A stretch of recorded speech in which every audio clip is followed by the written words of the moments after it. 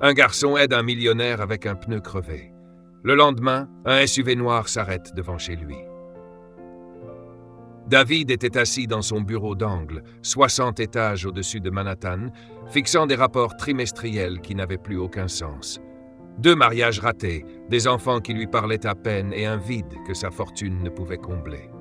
Sa montre Patek Philippe affichait 14h45, une autre réunion de conseil à venir.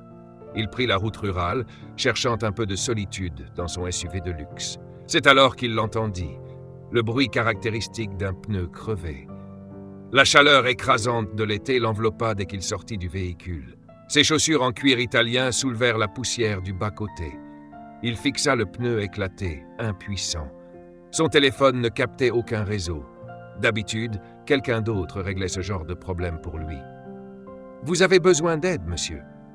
La voix appartenait à un adolescent noir, vêtu d'un t-shirt délavé et de baskets usées. Malgré son apparence modeste, son regard reflétait une assurance tranquille qui surprit David. « Je peux vous le changer, dit le garçon. Mon père m'a appris.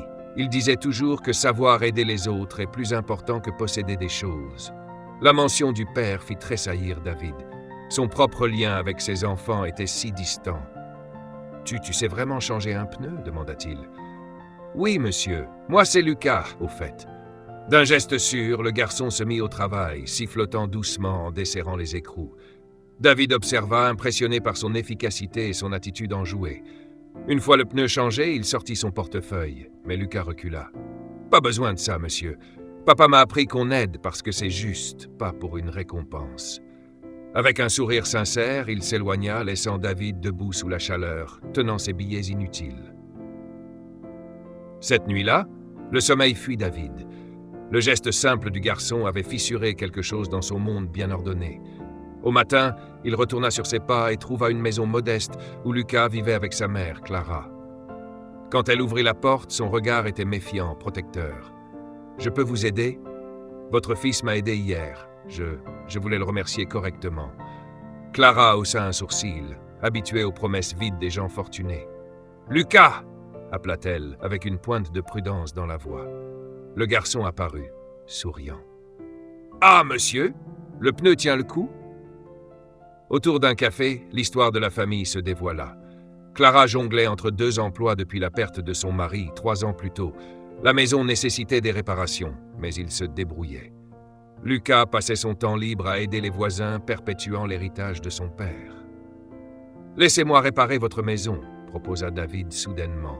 « Pas par pitié, mais parce que votre fils m'a rappelé ce qui a vraiment de la valeur. » Clara croisa les bras. « On ne cherche pas la charité, monsieur David. Ce n'est pas de la charité, c'est une façon de réparer quelque chose en moi. » Les travaux commencèrent modestement. Réparer le toit, remplacer les fenêtres cassées. Mais au fil des jours, c'est autre chose qui se reconstruisait.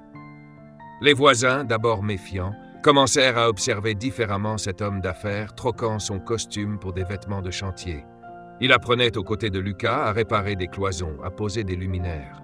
Un soir, Clara trouva David, pensif, regardant une vieille photo de Lucas avec son père. « John lui a tout appris, » murmura-t-elle. « À réparer, à aider. »« Il serait fier, » répondit David. « Lucas ne répare pas que les objets, il répare aussi les gens. » Peu à peu, la communauté changea. Inspirés par Lucas et David, les voisins commencèrent à s'entraider. Une clôture fut réparée chez un couple âgé. Une voiture remise en état pour une mère célibataire. L'entraide se propagea comme des cercles dans l'eau.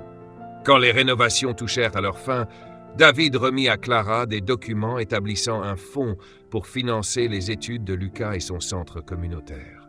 « C'est trop », murmura-t-elle, la gorge serrée. « Non, ce qui est trop, c'est le temps que j'ai mis à comprendre ce qu'est la vraie richesse. Votre fils me l'a enseigné. » Lucas le serra dans ses bras. « Vous faites partie de la famille, maintenant. Ça vaut plus que l'argent. » Le dernier jour des travaux, la communauté se réunit pour fêter l'aboutissement du projet. David observa Lucas montrer aux plus jeunes comment utiliser des outils, leur transmettant ce que son père lui avait appris. Clara discutait avec d'autres mères de ses projets pour le centre. Plus tard, sous un ciel étoilé, ils s'assirent ensemble sur le perron. « Regardez ça, monsieur. lança Lucas avec enthousiasme. « C'est un plan pour un système d'irrigation pour le jardin communautaire. » David sourit. « Tu sais, mon garçon, ton père avait raison. Les choses cassées peuvent être réparées avec les bons outils et le bon cœur. » Clara posa une main sur l'épaule de son fils. « Parfois, ce qu'il faut réparer, ce n'est pas toujours ce qu'on voit. » 1 an plus tard, David reprit cette même route, cette fois avec un but précis. Le centre communautaire prospérait sous la direction de Clara. Lucas excellait dans ses études d'ingénierie, ses inventions déjà utiles à la communauté. Alors qu'il se gara devant ce qu'il considérait désormais comme sa seconde maison, il remarqua une voiture arrêtée sur le bas-côté, feu de détresse allumé. Lucas était déjà là, outil en main, montrant à un autre adolescent comment changer un pneu. David sourit, se souvenant de son propre pneu crevé, celui qui avait tout changé. Certaines choses se cassent pour être réparées, d'autres se cassent pour nous réparer. Tout est identique à l'original.